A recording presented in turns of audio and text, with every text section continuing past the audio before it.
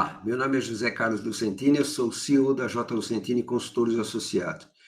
Estamos lançando o nosso curso GECONF, Gestão Econômica Financeira para as Empresas. E, neste módulo, nós vamos dar uma palhinha a respeito de um dos itens mais importantes do nosso curso, que é a gestão de riscos.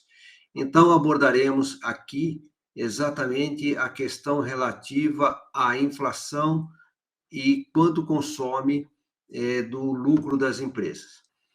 Aqui é um breve currículo meu, 40 anos como principal executivo em todas as áreas de uma grande organização, professor em cursos de graduação pós-MBA, e além de ter 4 livros lançados na área de custos, finanças e vendas. Bom, como eu disse, o curso GECONF, Gestão Econômica Financeira, que será por mim ministrado, tem início em fevereiro de 2022, o primeiro módulo. E qual a importância do curso de Gestão Econômica e Financeira, o GECONF? Então, é prover a capacitação profissional, no que tange a administração econômica e financeira, de riscos de forma integrada. Isso é muito importante. Não são coisas estanques, mas elas se correlacionam a todo momento, né? E muitas vezes durante um período de tempo, né? E que impactam diretamente no lucro ou no retorno para os acionistas, e dentro de conceitos estratégicos e táticos. E ele está, vamos dizer, direcionado a profissionais da área financeira, controladoria, administradores e empresários que desejam ampliar o seu conhecimento dentro da área. E quais são os pilares, né? Então, o primeiro, a gente vai falar sobre planejamento, né? Como o lucro será atingido. A gestão operacional, onde tudo acontece, né? A gestão econômica, que na realidade ela é refletida na conta de lucros e perdas, e a gestão financeira, que cuida de todo o dinheiro da empresa, né? Que é o banco da empresa. Então, se nós não tivermos a gestão econômica, em períodos de alta inflação, eu tive a experiência de, na realidade, linkar direto, né, praticamente a gestão operacional com o caixa da empresa, né? E tudo isso, quais são os riscos envolvidos em cada fase, né, dessa, vamos dizer assim, dessa gestão econômica integrada? Então, o nosso curso, ele abrange todos esses 4 eixos. Então, como eu disse, né, esse daqui é um dos temas apresentados, né, no módulo de riscos, né, do curso GECONF. Então, vamos dizer assim, uma palhinha, um tema que está ocorrendo, sobretudo nas empresas de alimentação, que estão convivendo com reajustes de preço com base no IPCA, que é em torno de 5%, 6% ou 7% no máximo, né? E aí, sem falar que o cliente ele consegue fazer, muitas vezes, uma renegociação e reduzir esse valor, enquanto que a inflação dos gêneros alimentícios, que é monitorada pela nossa consultoria, ela tem representado um índice de inflação interna das empresas de alimentação no que tange a matéria-prima, né, que compõe a refeição, ela tem girado em torno de 24% a 25%. Então, de onde vem, assim, essa diferença? Como que ela é amortizada? Ou ela está consumindo o lucro das empresas? Então, esse é o objetivo, vamos dizer assim, desse nosso pequeno trabalho, tá? O nosso, vamos dizer assim, essa apresentação ela tem 3 tópicos. Hoje nós vamos falar dos conceitos econômicos básicos. Não numa visão de economia, mas uma visão de economia e com os impactos que elas geram nas empresas. Então, por exemplo, nós estamos num período de recessão, ou nós estamos num período de alta inflação. O que isto representa no custo das empresas? Então, esse daqui é o primeiro módulo. O segundo, vamos dizer assim, o segundo tópico, né, quais são os índices de inflação oficiais utilizados no reajuste dos preços de venda. E o terceiro vamos dizer assim, é a gestão de riscos da empresa correndo a inflação. Ora, se eu faço o meu reajuste de preço a 7% ou 8% na matéria-prima, e na realidade eu tenho tido uma inflação de 20%, 25%, como é que eu, na realidade, amortizo isso para que não seja consumido o meu lucro, né? E aí nós vamos apresentar uma pequena simulação, né, de um case, tá? Então, vamos lá, vamos falar aqui de alguns conceitos econômicos básicos. O primeiro é inflação, né? Inflação é aumento generalizado e contínuo dos preços, né? Então, ela pode ser uma inflação moderada, quando a inflação é de 0,3 ao mês, ou seja, 4% ao ano, então os aumentos de preço são muito baixos, né?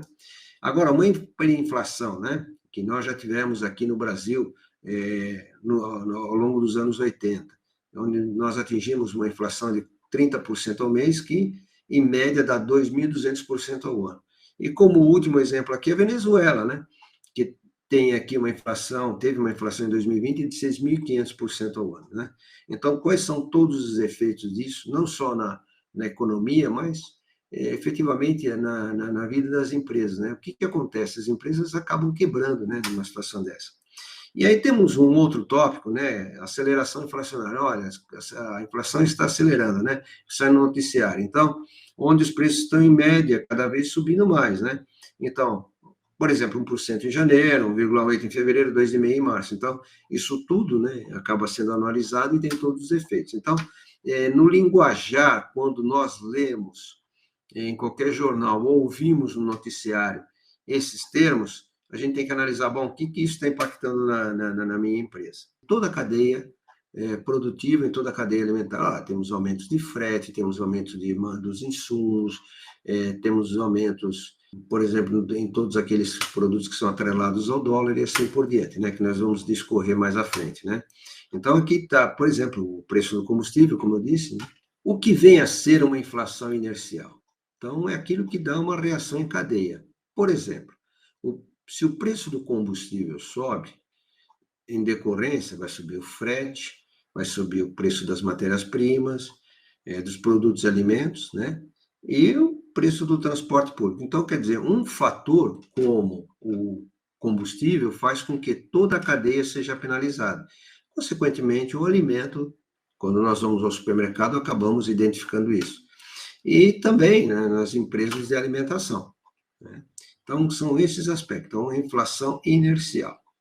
Os sistemas de indexação, né? Esse é um terceiro tópico. A indexação permite corrigir o valor real, por exemplo, de salários e aluguéis. Então, hoje, o IPCA, né, que é o que serve de base para aumento, vamos dizer assim, de reajustes, né, dos contratos das empresas de alimentação, ele também, IPCA, é a base para o aumento do salário mínimo, né? Então, quando há vamos dizer assim, um crescimento da inflação, né? A inflação, ela vamos dizer assim, crescente, como nós vimos, então, vamos dizer, os agentes econômicos começam a fazer o repasse da expectativa de inflação futura. Então, se, por exemplo, uma inflação num determinado mês é 1, no mês seguinte é 1,5, no outro é 2,5. Então, qual é a tendência da inflação? Então, os agentes econômicos começam, né, a se proteger, repassando um percentual maior, um percentual futuro, e, consequentemente, isso acaba gerando mais inflação, né? Então, nós temos aqui dois aspectos. O primeiro, que são os informais, quer dizer, eu vou aumentar porque os outros aumentaram. Então, um determinado produto tem, vamos dizer assim, tem um determinado preço, tem um valor-preço, então aqui, vamos dizer assim, os concorrentes acabam fazendo os reajustes com base, vamos dizer assim, nesse, talvez, líder de mercado. E os eventos formais, como os contratos de aluguéis, né? O Plano Real, quando ele foi lançado, né, ele tentou quebrar, vamos dizer assim, a indexação, ele fez uma forte queda da indexação, mas hoje ainda há uma indexação em menor grau. Podemos dizer que há dois tipos de inflação: uma inflação por custos e uma inflação por demanda. A inflação de custos, ela tem origem na oferta, ou seja, pelo produtor. E ela vamos dizer assim, esse impacto é decorrente do aumento de custos, né, que acaba gerando nas empresas e também para os consumidores.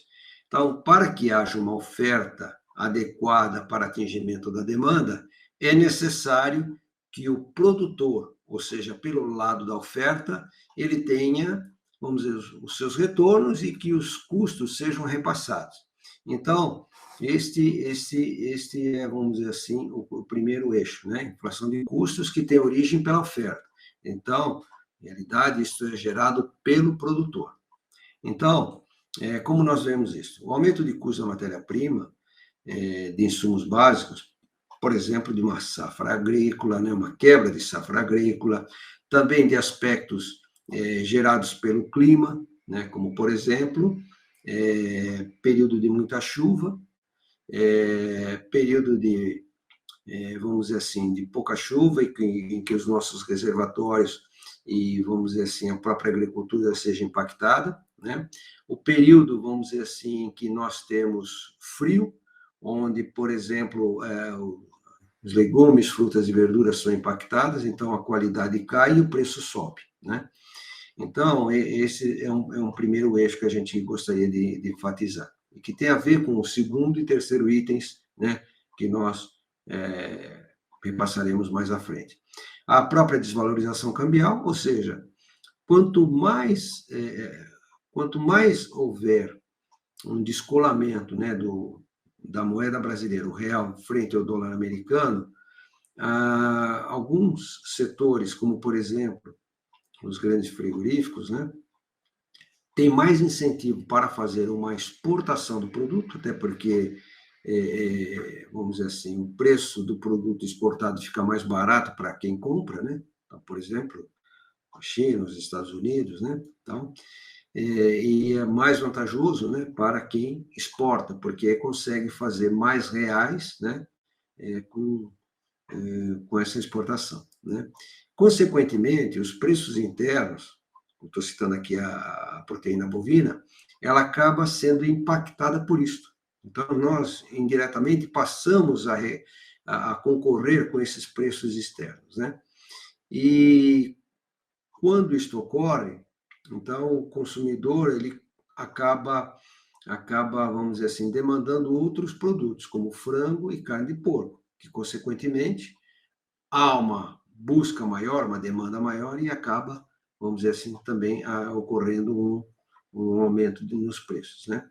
E os aumentos salariais, né?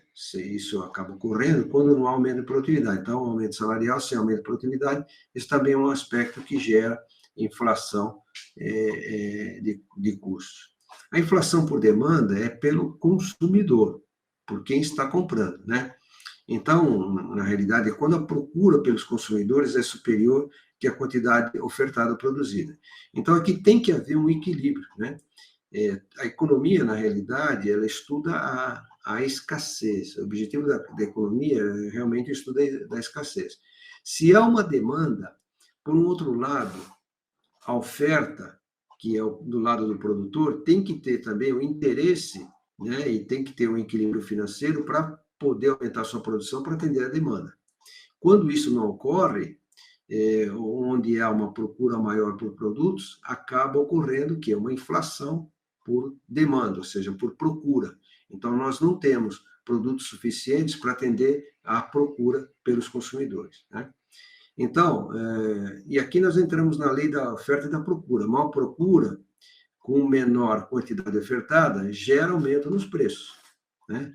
E as origens, como que isso pode ocorrer? Bom, em períodos de crise ou de recessão, as empresas, de forma geral, acabam não fazendo investimento. Então, indústria com baixo investimento diminui, né?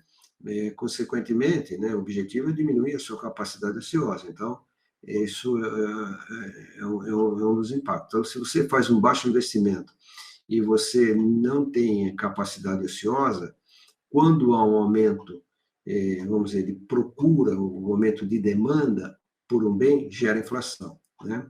Então, barreira com alta taxação de importações. Então, se está tendo uma demanda muito forte, muito grande por um determinado produto, você consegue equilibrar com importações, né? Para que não haja inflação, né? Ocasionada pela demanda. E a estabilidade econômica, aumento real dos salários e aumento no consumo. Então, tem que haver um equilíbrio aqui, né? Tá certo? E lembrando aqui que o Plano Real, né, na realidade, ele trouxe esse equilíbrio, né? E com isto, a macroeconomia ela caminhou durante muitos anos em equilíbrio, né? E a situação pós-Covid agora, onde, vamos dizer assim, está havendo uma retomada no consumo, e as empresas, em realidade, acabaram ficando, né, sem produzir. E agora, à medida em que começam a produzir, né, então tem todos os impactos, vamos dizer assim, pelo lado da oferta, pelo aumento dos custos, pelo aumento dos combustíveis, pelo aumento da energia, né, e a própria situação de clima, né, com a falta de chuvas. Novamente, aqui é importante destacar o que é por conta da empresa e o que é que ocorre na economia, ou seja, algumas coisas nós temos domínio, e nós podemos, vamos dizer assim, amortecer alguns impactos macroeconômicos, e outras a gente não tem. Então, o risco sistemático é exatamente aquele que está na economia, né? Então, sazonalidade de preços, em função de climas e datas festivas, né? Então, isso há um aumento de demanda e, consequentemente, há um aumento dos custos, né? Então, quer dizer, aqui novamente a oferta, os fornecedores, né, os produtores, têm que ter um incentivo para produzir, para atender essa demanda, né? A abertura do mercado externo para exportação, como nós já citamos, a questão das proteínas, os efeitos cambiais e commodities nos preços, né, internos do país, e a inflação por demanda, aumento de renda, o aumento de renda da população, né, acaba gerando uma demanda maior. Então, esses aqui são fatores que nós não dominamos, né, e que nós somos impactados diretamente, de uma forma boa ou de uma forma má, né. Agora, tem a gestão da empresa, que é o risco não sistemático, né? Então, por exemplo, ter domínio sobre a sua inflação interna, que é em compras, que é em custos operacionais, né?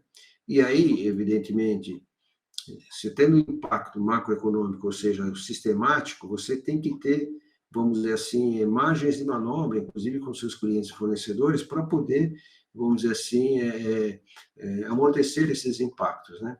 Então, reajustes de preços de venda, no PCA e GPM, não representam o custo da inflação interna. Como nós veremos no módulo 2 e no módulo 3, eles têm, vamos dizer assim, uma cesta totalmente diferente, que é a cesta que normalmente a empresa tem. Tá? Então, isso é muito importante. E o terceiro vamos dizer, benefícios como vale transporte, convênio, o voucher supermercado, é um custo maior que o dissídio. Então, você, por exemplo, o dissídio, né, coletivo, o realinhamento salarial, né, os acordos coletivos de realinhamento salarial, diz que é 5%, mas se há um aumento de vale transporte, se há aumento de convênio médico, se há aumento de voucher supermercado, aquele reajuste, vamos dizer assim, do realinhamento salarial, que, né, todo mundo define como dissídio, né, as pessoas, né, o linguajar chama de dissídio, não cobrirá, né, a parte que envolve aquilo que você faz de reajuste de preço. Então, por exemplo, se você tem a sua fórmula contratual é 60% alimentação e 40% mão de obra, se é utilizado o índice do realinhamento salarial, que é 4% ou 5%, e há um aumento do convênio médico, aumento do vale transporte, né, dos benefícios em geral, então, consequentemente, os 4% ou 5% que está sendo repassado ao preço de venda não é suficiente, porque grande parte dos itens que o compõem estão tendo, vamos dizer assim, um reajuste de preços maior. É importante destacar também que há uma gestão, a questão de vale transporte. Então, no momento que você contrata um profissional de áreas em que ele é obrigado vamos dizer, se locomover muito, né? Consequentemente, o custo do vale transporte é maior, né? Então, tem essa administração também, né? Propriamente convênio médico, tem que estar atento para fazer as cotações frequentemente, né? E os benefícios de forma geral. Então, o importante aqui é que, vamos dizer, esses outros benefícios não sejam superiores, não tenham reajuste de preço ou reajuste nos custos superiores ao reajuste daquilo que é determinado, né, no acordo coletivo salarial. Bom, consequências da inflação, né? Então, os preços, né, deixam de ser, muitas vezes, sinalizadores, né? Então, consequentemente, há uma perda na referência de preços, e com isso obriga, né, os profissionais de compras, o próprio consumidor, a gastar um tempo enorme, né, verificando, né, qual é a melhor opção, né, propriamente de preço de compra, né? E os custos, como eu disse, né, isso é chamado de custo de transação da economia, né, fica muito grande, né? Então, se perde muito tempo nesses aspectos, e quando você vai de um lugar para o outro, na realidade você tem consumo de combustível, etc. Então, consequentemente, pode ser que nem seja mais viável economicamente, né? O balanço de pagamentos. A moeda nacional, nesses casos, assim, com o aumento da inflação, assim, de uma forma mais galopante, né? Ela perde valor. Então, as pessoas começam a procurar moeda estrangeira, né, como reserva de valor. Isso pode provocar fuga de capitais, né? Aumento dos preços internos, como commodities em geral, né, o petróleo, e aspectos diretos e indiretos, né, que acabam ocorrendo na vida das pessoas. Então, a distribuição de renda, né? Então, o salário, ele perde valor, pois você recebe, por exemplo, um salário de R$ 1.000, você tem o poder de compra. No mês que vem, o teu salário, né, que é reajustado anualmente, ele vai perdendo valor, né, em função do alimento, né, e da inflação, que acaba impactando em todos os itens, né, de consumo da família. Bom, há outras consequências da inflação, né? Primeiramente, a questão dos investimentos. Então, vamos dizer, os empresários, de forma geral, acabam postergando investimentos pela seguinte razão: quando há um aumento de inflação, normalmente o Banco Central acaba, vamos dizer, intervindo com o aumento da taxa Selic, né, para conter o consumo. Essa forma de conter o consumo faz com que a atividade produtiva, né, não tenha investimentos, e que provoca desemprego. Então, é uma forma de fazer com que a inflação reduza, né, por inibir, né, vamos dizer assim, o consumidor a comprar mais, né? Por outro lado, as finanças públicas, né, a inflação corrói a arrecadação fiscal do governo, né, entre o fato gerador e o recolhimento. Ora, então, vamos dizer assim, no mês de janeiro, né, os impostos são recolhidos no mês de fevereiro. Então, essa inflação, né, traz uma corrosão no, vamos dizer assim, no imposto recolhido, né? Isso também faz com que a arrecadação fiscal do governo diminua, né? E os agentes econômicos, como já citamos anteriormente, ele busca o quê?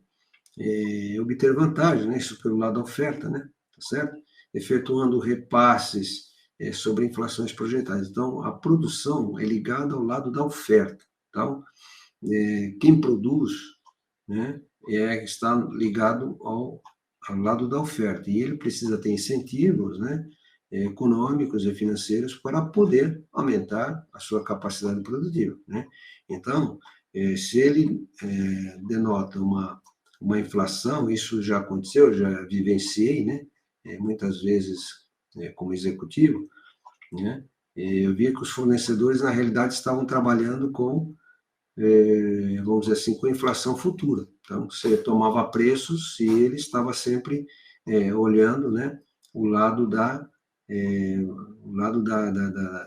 do futuro, né? Então, isso nos obrigava a ficar fazendo muitas cotações, né? E aí, consequentemente, se tornava um lado muito, muito complicado, muito trabalhoso, né? Um outro fator, né, a inflação de custos, como nós já dissemos anteriormente, a inflação de custos está ligado ao lado da oferta, ao lado do produtor.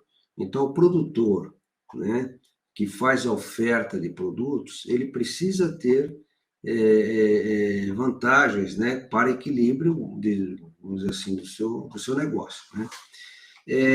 Também um outro ponto a destacar é que aqui nós pensamos, né, quando falamos em aumento de impostos, contribuições, nós lembramos do governo federal, mas isto, vamos dizer assim, depende da aprovação do Congresso e algumas tentativas recentes, né, fizeram com que isso não fosse adiante. Todavia, alguns governadores de estado, buscando equilíbrio de contas, promoveram, por um período limitado, de 2 ou 3 anos, aumentos nos impostos, né, aqui especificamente de ICMS, né, e também propriamente do IPVA, né, com relação ao ICMS, aumentou custos de medicamento, né, aumentou também, né, o ICMS de alguns alimentos, né, e produtos em si, como citei também o IPVA, né.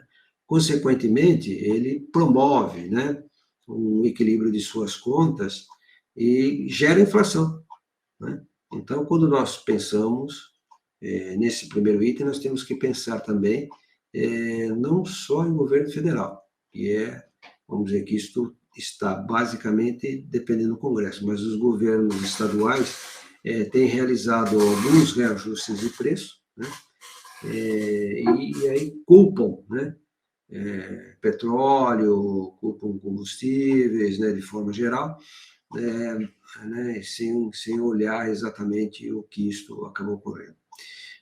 As empresas endividadas em moeda estrangeira, né, com a desvalorização cambial, também tem um custo adicional, né, sobretudo nos financiamentos, né, e que isso também é repassado aos preços, bem como os empréstimos, né, adquiridos com aumento de taxa de juros, né, ou do spread, que é a diferença entre o que o banco capta, ou seja, paga de remuneração ao seu correntista, né, versus aquilo que ele empresta, então, aos seus clientes. Então, se ele paga, a grosso modo, 0,809 por uma aplicação financeira, ele está pagando, vamos dizer assim, emprestando a 2,5. Então, o spread é exatamente a diferença entre esse 0,809 e 2,5, ou seja, o spread bancário. E tarifas bancárias, né? Então, consequentemente, muitas vezes o gestor financeiro ele não está preocupado lá com vamos dizer, alguns pequenos valores, né, que caem no extrato bancário e que pode representar um valor bastante relevante ao final de um período, né, de 1 ano, 2 anos. Então, muitas vezes isso não é atento, até porque pode parecer assim muito irrelevante, né? Também, quando se toma empréstimos, né, há que se tomar também um certo cuidado, né, nos cálculos, né.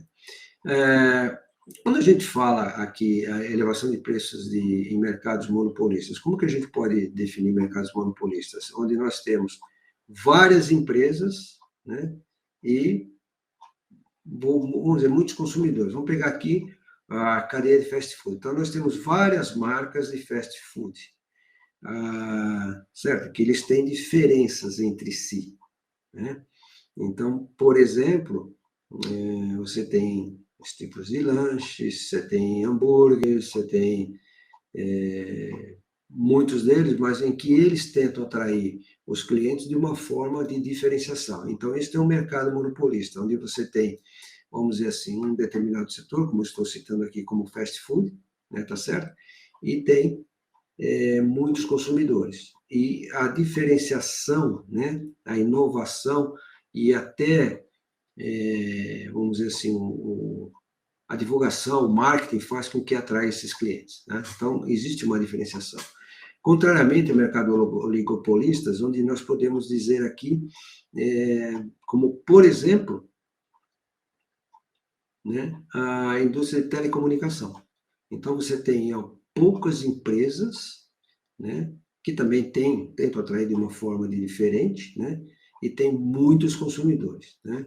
Então, isso não tem, esses mercados não têm, vamos dizer, concorrência com produtos estrangeiros, né. Então, esses são esses aspectos. Vamos abordar agora alguns aspectos voltados à inflação por oferta, demanda, mas do lado do governo, isso, né? Então, quando, vamos dizer assim, o país está num momento difícil, o governo pode fazer uma redução dos tributos, né? E incentivo ao crédito para consumo. Então, consequentemente, né, isso acaba gerando mais emprego, né, maior dinheiro em circulação, maior oferta de bens e serviços. Então, isso tem uma, vamos dizer assim, tem uma certa retomada, né? Aumento dos gastos do governo, né, ou a própria redução de tributos, né, tem toda uma questão de responsabilidade fiscal. Então, o governo precisa entender o momento, né, de fazer esses, vamos dizer assim, essas concessões, né, porque senão ele acaba ferindo a lei de responsabilidade fiscal e o próprio presidente, né, pode sofrer, vamos dizer, um impedimento, né.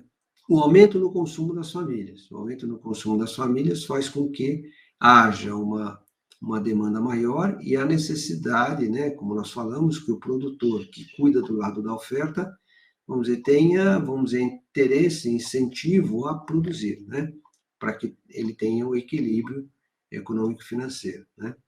Aumento das exportações e redução das importações. Esse também é um fator. À medida que aumenta a exportação, isso acaba gerando emprego, né? Principalmente desses setores que estão realizando as exportações. E quando não há aplicação, ou melhor, ampliação proporcional da oferta de bens e serviços, leva a uma maior demanda. Então, como nós já citamos anteriormente, né, se o produtor não tem interesse na oferta, né, de aumentar a oferta de bens, né, porque os preços não são atrativos, isso, tendo a maior demanda, acaba gerando inflação, né? Então, tem que ter um equilíbrio aqui sempre. A economia diz muito isso, né? A gente precisa ter sempre o um equilíbrio entre oferta e demanda. Quais são as medidas que o Banco Central, né, o Bacen, tem utilizado para combater a inflação? Né? Vamos dizer, uma política monetarista, né, que foi utilizada pelos governos Fernando Henrique, Lula e Dilma, né, com base na política, principalmente aumento das taxas de juros, para produzir uma redução no consumo, queda nos preços, consequentemente, um dos efeitos, né, como nós já vimos, é o desemprego, né? E o Banco Central passou a ser um órgão independente, né, a partir de 2020. Isso significa que ele já que ele não tem a influência governamental que os outros presidentes tiveram, já não tem mais a partir de 2020, né? Então ele é um órgão independente vamos dizer assim, do órgão executivo, né, que é a Presidência da República. E também nós tivemos uma política fiscalista, né? Então, que prioriza as políticas fiscais e de rendas, né? Congelamento de preços e salários, né? Isso foi exemplo do Plano Cruzado, o Plano Bresser, né? Isso daí teve um ufanismo, né? Que era caça, quem lembra, né? Caça de boi no pasto, fechamento de supermercados pela população, e os famosos fiscais de Sarney. Por que isto? Pela falta de equilíbrio entre oferta e demanda, ou seja, como houve congelamento de preços, os produtores não tinham incentivo a produzir. Consequentemente, como vamos dizer, houve incentivos à população, um crescimento real de salários, houve uma procura maior, né? A população tinha, vamos dizer, recursos suficientes para consumir mais. Por exemplo, carne bovina. E aí, quer dizer, por uma questão de ufanismo, né, muita propaganda do próprio governo na época, não vão fazer caça de boi ao pasto. O negócio foi até ridículo, né? Tá certo? E a Argentina, em 2021, que é uma situação, né, que, consequentemente, será visto no futuro os efeitos disso, né? Futuro próximo. A deflação, né? Se nós temos uma inflação, nós temos uma desinflação e tem a deflação. Quando nós temos uma inflação, nós temos uma desinflação, que nós vamos falar mais adiante. Agora nós estamos falando de deflação, que é diferente. Os preços do produto e serviços caem em determinado período, então tem uma queda, né? É um movimento contrário quando os preços sobem. Uma das causas é uma determinada crise econômica, porque os consumidores, né, como vê uma queda de preços, eles passam a comprar menos e forçam as empresas a reduzirem os seus preços também. Isso causa uma retração na economia e desemprego também, e pode levar a uma depressão, que é algo muito mais forte, como ocorreu em 1929 nos Estados Unidos, né? Que isso é um caso bastante estudado, né? Bom, continuando o tema deflação, né? Então, quando os preços caem, né? E as pessoas passam a consumir menos. Passa a ser um círculo vicioso. Postergam as compras, vendo como uma vantagem a queda de produtos. E se é um tema prolongado, se isso ocorre de uma forma um pouco mais extensa, né? A economia cai e gera desemprego e prejuízos às empresas, né? E compromete também a capacidade de investimento e recuperação do país. A deflação pode-se analisar algo que não vai bem, principalmente se for persistente. Então, a deflação, ela é ruim, ela não é boa, né? Então, um pouquinho de inflação, vamos dizer assim, coloca pouca inflação baixa, ela coloca a empresa, né? Dentro de uma forma contínua, né, de crescimento. O que é desinflação? Desinflação é o processo de redução da inflação. Os preços da economia caem de forma lenta. Exemplo, a inflação anual cai de 6% para 4% do ano. Isso não é deflação, isso é desinflação. Ocorre quando a inflação diminui ou essa elevação de preço ocorre num ritmo mais lento. Então, se 6% ao ano é 0,4 a grosso modo, de inflação ao mês, aqui para 4 é 0,2, 0,25. Então, ele cai de uma forma um pouco mais gradativa, né? E as subidas de preço, né? Era uma coisa, vamos dizer assim, que vai ocorrendo de forma menor, né? É um cenário muitas vezes mais vantajoso que a deflação. É um cenário muito vantajoso, né? Do que a desinflação.